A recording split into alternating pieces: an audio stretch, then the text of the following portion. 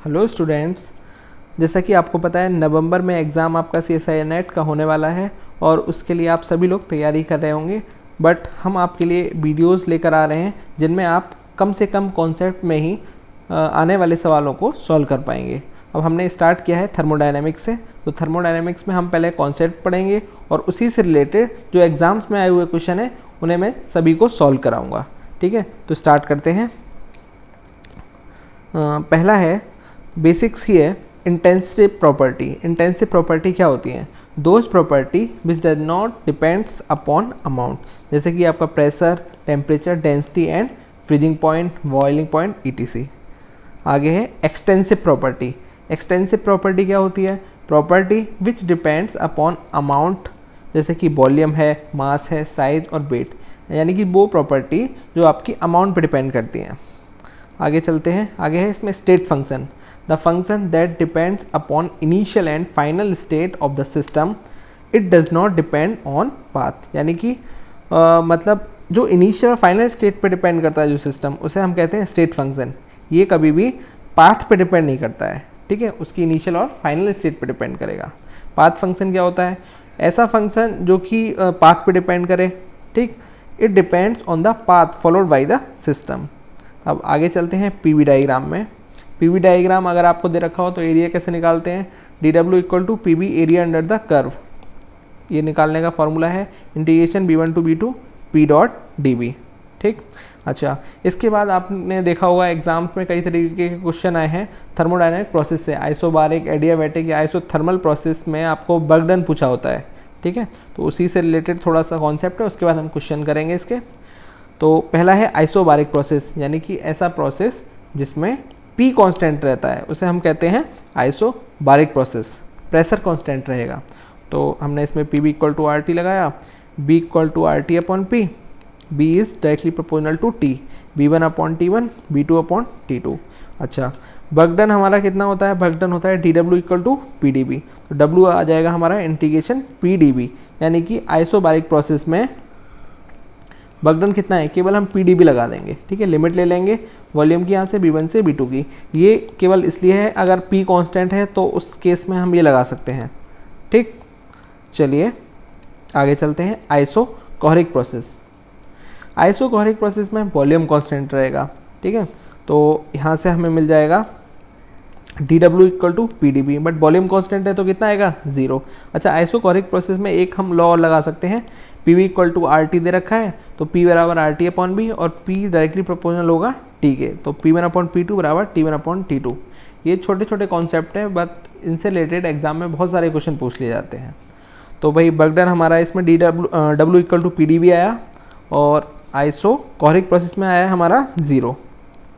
अच्छा, यहाँ पे एक कॉन्सेप्ट दे रखा है increase in internal energy equal to heat absorb by the system at constant volume. चलिए, अब हमारा तीसरा प्रोसेस है आइसोथर्मल प्रोसेस। यहाँ पे टेम्परेचर कांस्टेंट रहता है, तो PV इक्वल टू RT होता है और P equal to RT upon B, P inversely proportional to B। तो यहाँ पे हमारा कौन सा लॉ लग सकता है? P1 B1 बराबर P2 B2। अच्छा, चलिए अब हम इसमें वर्क डन निकालते हैं। तो DQ होता है हमारा DU प्लस DW, ये थर्मोडायनेमिक्स का लॉ है, first law of thermodynamics. DW क्या होता है? PdB होता है। अच्छा, अब P की जगह हम क्या लगा सकते हैं? PV इक्वल टू RT होता है, तो RT अपन B रख सकते हैं, ठीक। DB का हम इंटीग्रेशन करेंगे तो आ जाएगा लॉग, यहाँ से हमारा वर्क डन निकल के आएगा लॉग E को, बेस E है, इसे 10 में बदलने के लिए 2.3026 की अगर हम इससे मल्टीप्लाई करें तो ये 10 बेस हमारा किस में चेंज हो जाता है? E बेस में। तो हमारा ये वर्क डन आया है इसमें आइसोथर्मल प्रोसेस में, याद रखेंगे, बहुत इंपॉर्टेंट है। 2.3026 mu RT log base 10 B2 upon B1। P1 B1 ये जो है हमारा P1 B1 P2 B2 से, तो हम इसमें P2 अपॉन B1 की जगह P1 अपॉन P2 भी रख सकते हैं, ठीक है, ये जैसे कि यहाँ पे किया है। तो ये है हमारा आइसोथर्मल प्रोसेस में वर्क डन। आगे चलते हैं। आगे है हमारा एडियाबैटिक प्रोसेस। एडियाबैटिक प्रोसेस वो प्रोसेस होता है जिसमें हीट पास नहीं होती है, मतलब सराउंडिंग और सिस्टम के बीच हीट का एक्सचेंज ही नहीं होता है, ठीक है। तो यहाँ पे DQ कितना आता है? 0 आता है, या हम यूँ कहें इसे आइसो एंट्रोपिक भी कह सकते हैं, यानी एंट्रोपी भी इसमें क्या होती है? कांस्टेंट होती है। फास्ट प्रोसेस है, no exchange of heat between system and surroundings. DQ कितना हो गया? 0। अच्छा, इसमें हमारा जो लॉ लगता है वो लगता है पी बी की power gamma equal to constant. तो हम इसे P equal to K upon B की पावर गामा लिख सकते हैं। पी वी की गामा इक्वल टू क्या हो गया, कांस्टेंट हो गया। P V equal to R T होता है, P equal to R T upon B. ठीक, तो ये जो हमारा, इसे पाइसन लॉ भी बोलते हैं।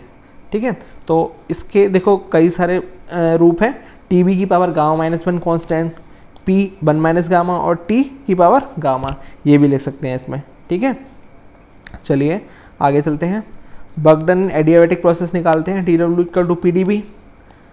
ये क्या हो गया, P की जगह हमने क्या रख दिया, यहाँ से हमने देखा था पी बी की गामा इक्वल टू के है, तो P की जगह हमने रख दिया K अपॉन बी की power gamma.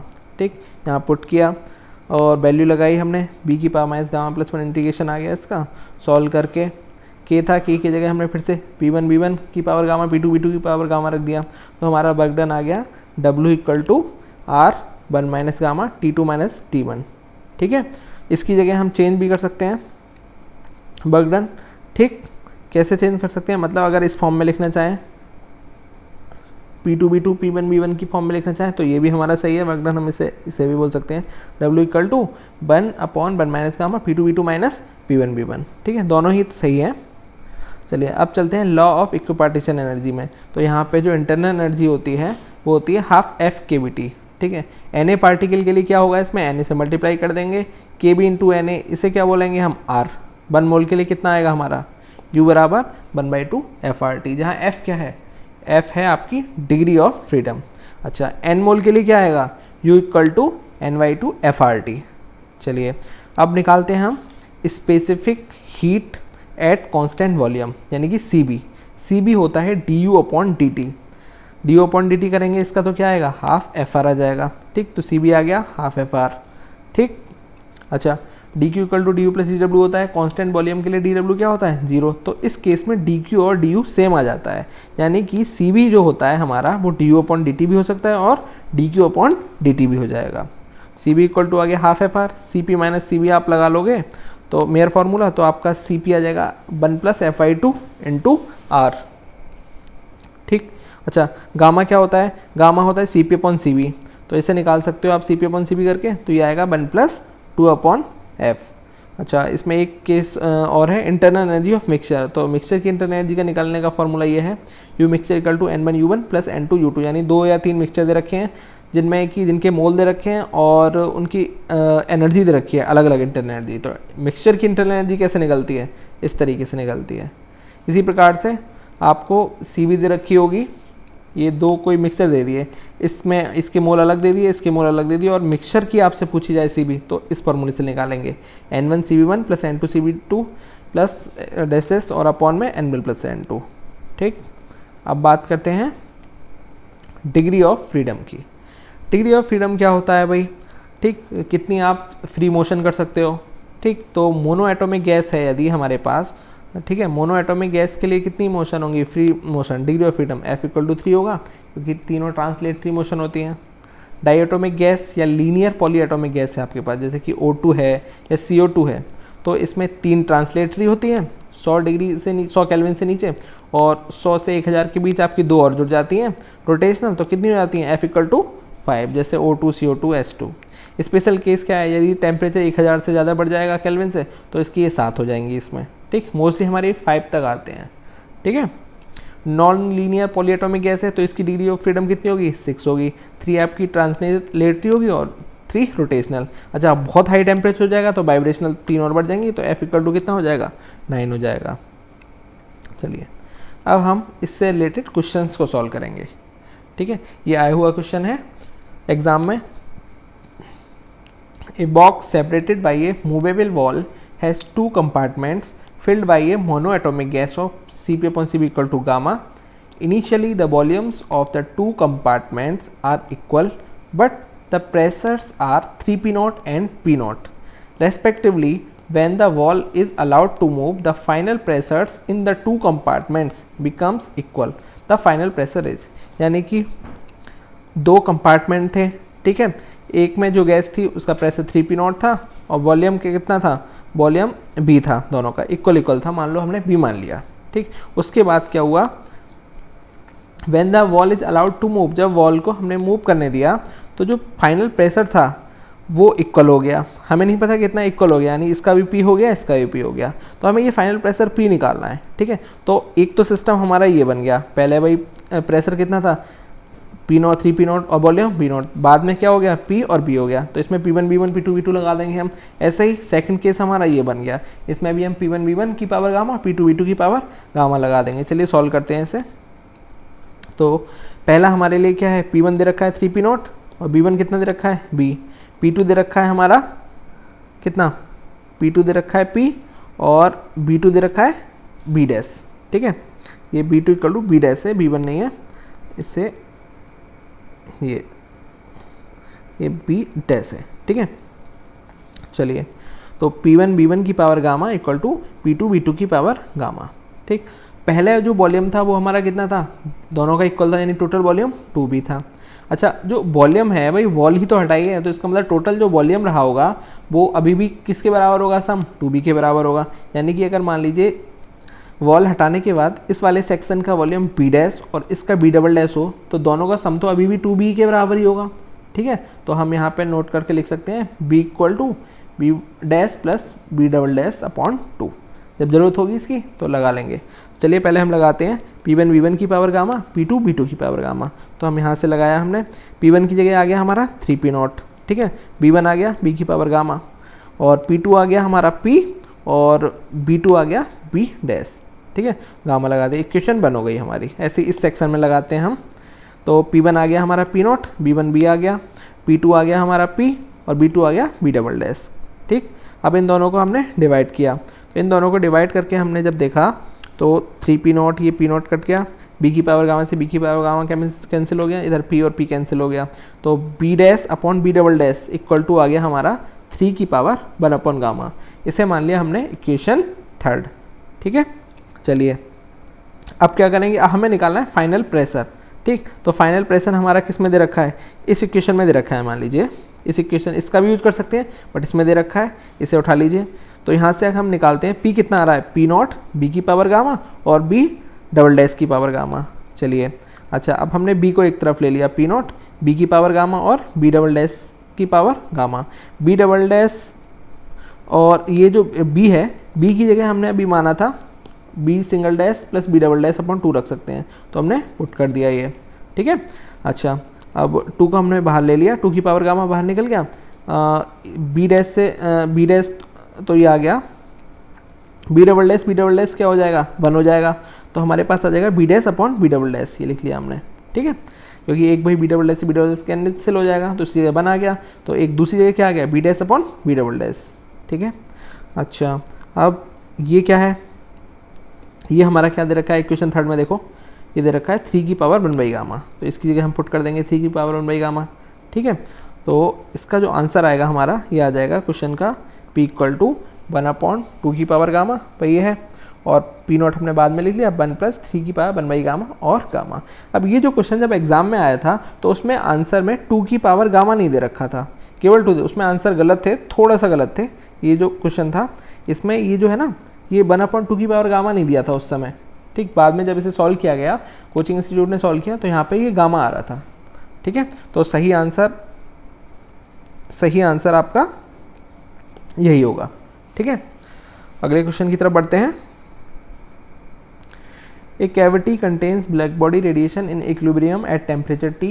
The specific heat per unit volume of the photon gas in the cavity is of the form Cv equal to gamma T की power 3, where gamma is a constant. The cavity is expanded to twice its original volume and then allowed to equilibrate at same temperature T. The new internal energy per unit volume is. तो देखिए बहुत ही simple question है, बस इसे ठीक से पढ़ना है। यहाँ पे हमें सी भी दे रखा है, गामा टी की पावर 3। ठीक है, इंटरनल एनर्जी आपको निकालनी है, सिंपल सा फॉर्मूला है, आपको पता है डी यू बराबर क्या होता है, सी बी डी टी होता है।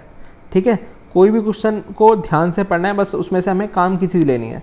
D U equal to C B D T होता है, यू कितना होगा integration C B D T.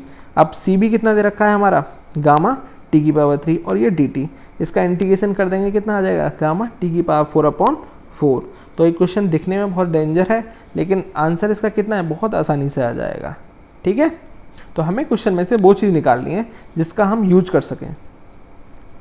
Next question है, a given quantity of gas is taken from the state A to C reversibly by two path A to C directly A B to C as shown in figure. During the process A to C the work done by the gas is 100 joule. यानी ए से सी में work done कितना आया है, 100 joule आया है, ठीक है। और ए से बी और बी से सी ले गए तो हमारा वर्क डन है वो 30 जूल आया है। तो हमें क्या है, इस केस में हमें निकालनी है हीट एब्जॉर्ब कितनी हुई, ठीक है। तो भाई आपको पता है दोनों केसेस में भाई इंटरनल एनर्जी जो होती है वो क्या है, पॉइंट फंक्शन है। तो इस केस में या इस केस में, दोनों केसेस में क्या होगा, इंटरनल एनर्जी सेम रहेगी। तो दोनों पहले से आप इंटरनल एनर्जी निकाल लीजिए, क्योंकि पहले केस में आपके पास क्या क्या दे रखा है, वर्क डन भी दे रखा है और हीट एब्जॉर्ब भी दे रखी है, और उसी इंटरनल एनर्जी को इसमें लगा दीजिएगा, ठीक है। चलिए करते हैं। During path A C D Q equal to D U plus D W, D U equal to D Q minus D W. तो यहाँ से डी यू कितना आ जाएगा, डी क्यू 150 दे रखा है, 150 लगा दिया हमने, 100 जूल ये दे रखा है वर्क डन, ये भी लगा दिया, तो हमारा 50 जूल आ गया। ये क्या आ गया, इंटरनल एनर्जी आ गई हमारी, ठीक है। अब इंटरनल एनर्जी आप इस अगले उसमें पार्ट में लगाएंगे जहाँ हम ए से बी तक जा रहे हैं और बी से सी तक जा रहे हैं। Hence internal energy is point function, so D U will same in all path. In path A B C D Q equal to D U plus D W. अब डी क्यू निकालना है इसमें, तो डी यू कितना है हमने पहले निकाल लिया 50 जूल, और डी डब्ल्यू कितना है 30, तो कितना आ गया हमारा 80 जूल, ठीक है। तो राइट आंसर होगा ऑप्शन बी। अब ये जो कॉन्सेप्ट है बहुत इंपॉर्टेंट है क्रिटिकल पॉइंट निकालने के लिए, क्योंकि एग्जाम में कई बार पूछ लिया है हमसे कि क्रिटिकल पॉइंट क्या होता है। तो क्रिटिकल पॉइंट निकालने के लिए सबसे पहले आप करते हैं del P over del B equal to 0, ठीक है। यानी बी के रेस्पेक्ट में डेरिवेटिव ले लेते हैं पी का, ठीक है, और फिर del two P over del B square निकाल लेते हैं, ठीक, उसे 0 के बराबर रख देते हैं। एक क्वेश्चन मैं करके दिखाऊंगा और इससे रिलेटेड और भी क्वेश्चन आप खुद कर सकते हैं, ठीक है। चलिए क्वेश्चन ले रहा हूँ मैं, p plus A upon B square B minus B equal to R T, ठीक है। तो इससे पहले हम p निकाल लेते हैं, b माइनस बी को इसके अपॉन में ले लिया, तो ये आ गया R T B minus B. अब p equal to A upon B square का हम इस तरफ ले जाएंगे, ये हमारा आ जाएगा minus A upon B square. Equation 1 मान लिया हमने से। अब एक्सट्रीमम पॉइंट के लिए क्या करेंगे, इसका b के सापेक्ष डिफरेंशियल करेंगे, ठीक है। Del P over del V equal to 0, ठीक है, टी कॉन्स्टेंट। तो इसका जब डिफरेंशियल किया हमने तो ये आ गया हमारा minus R T B minus B का होल स्क्वायर, प्लस इसका करेंगे तो 2 अपॉन बी क्यू आ गया, 0 के बराबर लगाया, ठीक। तो इसे इधर ले जाएंगे तो ये आ जाएगा आपका R T B minus B का होल स्क्वायर। अच्छा, B at B equal to B C, T equal to क्या हो जाएगा, टी सी हो जाएगा। यानी कि जब आपका क्रिटिकल वॉल्यूम होगा तो टेम्परेचर भी कितना होगा, क्रिटिकल टेम्परेचर, ठीक। तो हमारा ये आ गया 2 अपॉन बी सी का क्यू बराबर R T C B C minus P का होल स्क्वायर, ठीक है। अब हमें निकालना है क्या, अगला वाला हमारा कॉन्सेप्ट लगाना है, del two P over del V square equal to 0, ठीक। तो ये हो गया हमारा, यहाँ से लगाएंगे हम इस इतना, एक डिफरेंशियल हम कर चुके हैं, दूसरा यहीं से कर लीजिए। तो यहाँ से आ जाएगा हमारा 2 R T B minus B का होल क्यू, और इसका जब डिफरेंशियल करेंगे ऊपर ले जाके तो ये आ जाएगा माइनस 6 से अपॉन बी की पावर 4, ठीक है, 0 के बराबर है। अच्छा, इसे सॉल्व करके उस तरफ ले जाएंगे, बी और बी सी कर लीजिए पहले, टी बराबर टी सी बी बराबर बी सी हमने कर लिया पहले, ठीक है। अच्छा, अब इसे इस तरफ ले गए, ये आ गया। अच्छा, अब इसे थोड़ा सा सॉल्व किया हमने, 6 से अपन बी सी की इधर ले आए, और 2 R T C B C minus B का होल क्यू इसे इधर ले आए। अब हमें क्या करना है, इक्वेशन 2 को, ये जो हमारी इक्वेशन आई है इसे डिवाइड करना है इक्वेशन 3 से, ठीक है। इसे डिवाइड करते हैं, चलिए, 2 अपन बी सी का क्यू, और ये डिवाइड किया हमने। डिवाइड करने के बाद हमारे पास आ गया B C upon 3 B C minus B upon 2। तो यहाँ से हमारा हमने निकाल लिया 3b इक्वल टू आ गया bc, यानी bc किसके बराबर आ गया, 3b के। अब ये जो वैल्यू हमने निकाली है इसे हम इक्वेशन 1 में पुट करेंगे, bc बराबर 3b। देखिए इक्वेशन 1 कहाँ है, ये है, इसमें हम c की जगह रख देंगे 3b, यानी b की जगह 3b रख देंगे। तो इसमें रखने के बाद हमें इस तरीके से मिलेगा bc माइनस बी, और bc बराबर 3b रखा हमने ये, तो यहाँ से निकल के ये टी सी आ गया 8/27 आर बी। अच्छा, फ्रॉम फर्स्ट से ही आप इसमें एक सेकेंड सॉल्व करेंगे, ये वैल्यू भी रख देंगे, R T B minus B minus A upon B square, B की जगह बी सी रख दिया, ए और ये बी सी स्क्वायर हो गया, और ये बी सी की जगह 3b रखा, तो ये आ गया आपका आर टी। अब इसकी T C R T C है 2b ए अपॉन 9b स्क्वायर, ठीक। अब टी सी की जगह भी वैल्यू रख दी पूरी इसकी, ठीक है। तो इससे हमारा p निकल आएगा, यानी कि हमें इसमें वैल्यू पुट करके निकाल लेना है। P आ गया हमारा, P नहीं है PC होगा एक्चुअल में, ठीक है। PC आ गया, TC आ गया और हमारा सबसे पहले आ गया BC।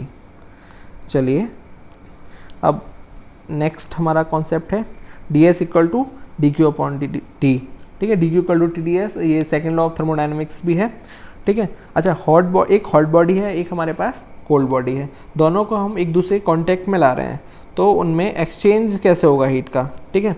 मान लीजिए ये एक हॉट बॉडी है, ठीक है, इसका टेम्परेचर T1 है और मास M1 और ये जो स्पेसिफिक हीट है ये C1 है, दूसरे के लिए T2 M2 C2, ठीक है।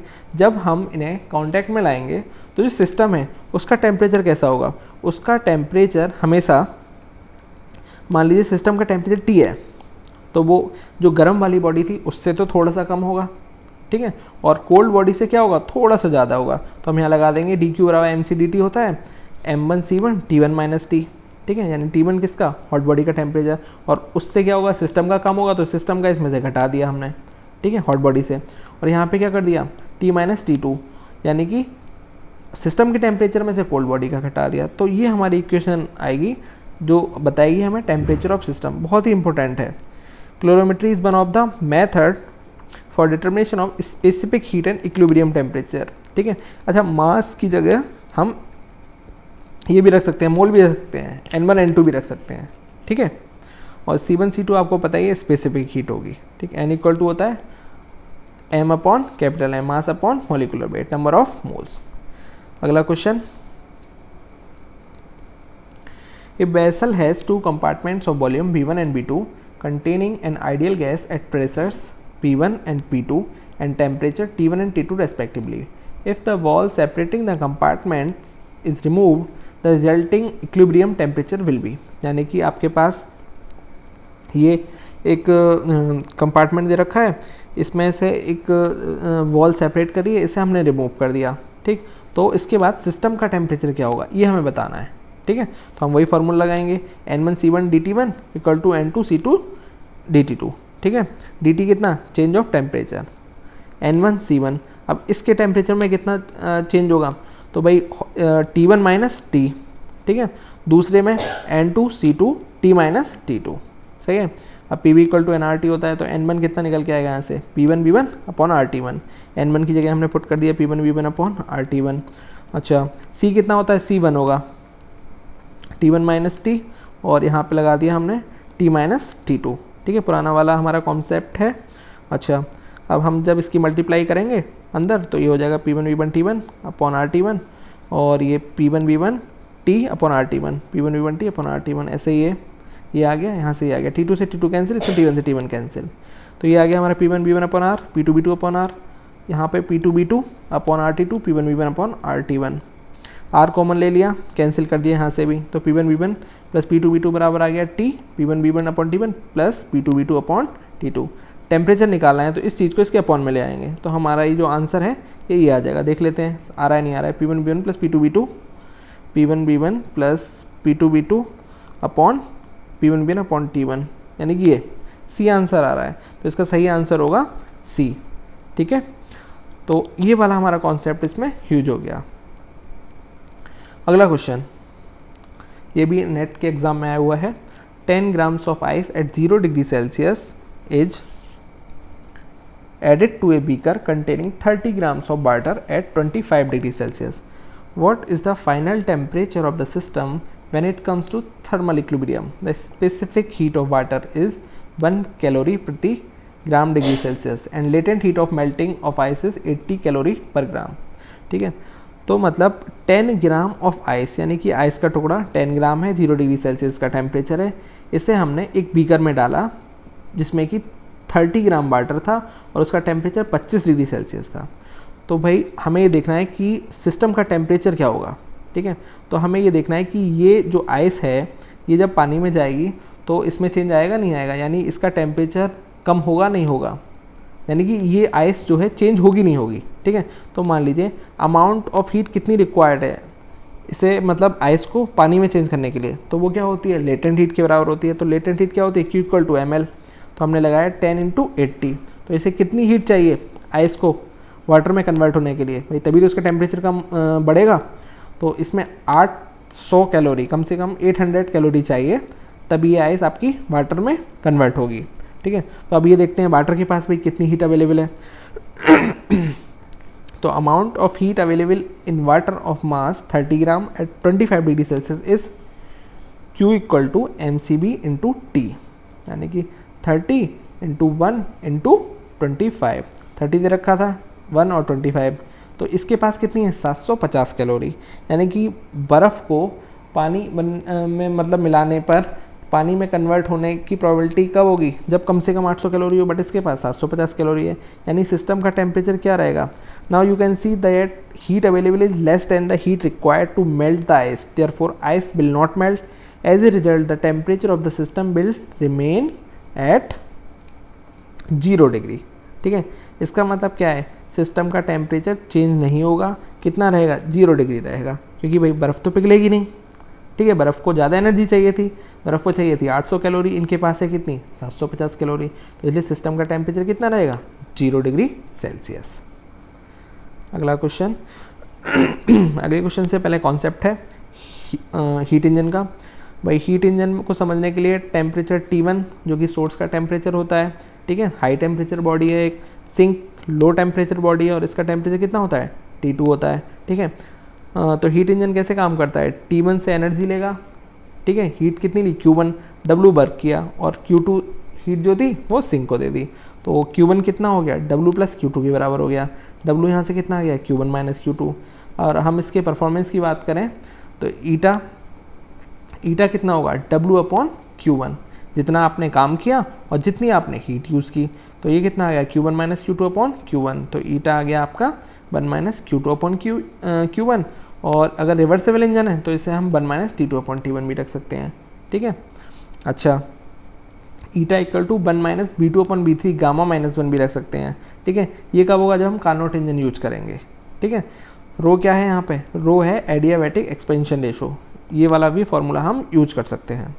अच्छा, रिवर्सेबल प्रोसेस होता है तो T2 upon T1 Q2 upon Q1 के बराबर होता है। अगर इरिवर्सिबल प्रोसेस है तो Q2 अपॉन Q1 हमेशा ज़्यादा होगा किससे, T2 अपॉन T1 से।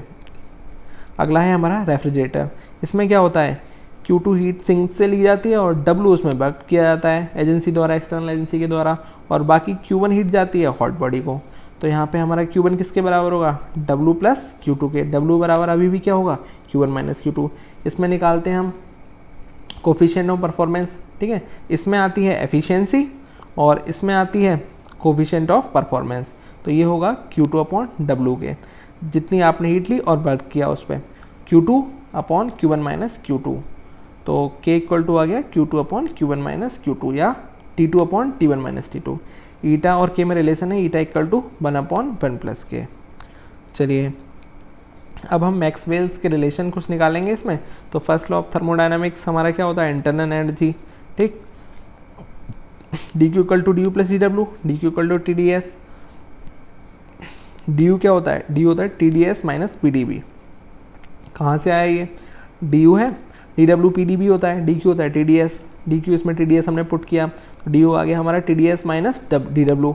डी डब्ल्यू क्या होता है, पी डी बी होता है, तो आ गया। ये रिलेशन बहुत इंपॉर्टेंट है, इसकी हेल्प से आप del U over del S निकाल सकते हो, टी टेम्परेचर निकाल सकते हो, प्रेशर भी निकाल सकते हो। ठीक है, रिलेशन आएगा आपका del T over del B minus del P over del S. एक रिलेशन याद रख लो, आपको चारों याद हो जाएंगे। पहला रिलेशन आएगा आपका del T over del B equal to del P minus del P over del S. ये अपॉन ये कर दो, ये अपॉन ये कर दो, दूसरा रिलेशन बन जाएगा आपका, देख लीजिए, del T over del P equal to del B over del S. ठीक है, अच्छा, अब तीसरे रिलेशन के लिए ये अपॉन ये कर दो, ये अपॉन ये कर दो, देखो del P over del T equal to del S over del B. चौथा रिलेशन चाहिए तो इन्हें अपोजिट कर दो, मतलब उल्टा कर दो इनका, इसका भी उल्टा, और माइनस साइन ले लो, del B over del T equal to del S over del P. ये सबसे अच्छा तरीका है याद रखने का। एक रिलेशन आपने याद किया, बाकी सब याद हो गए। ठीक।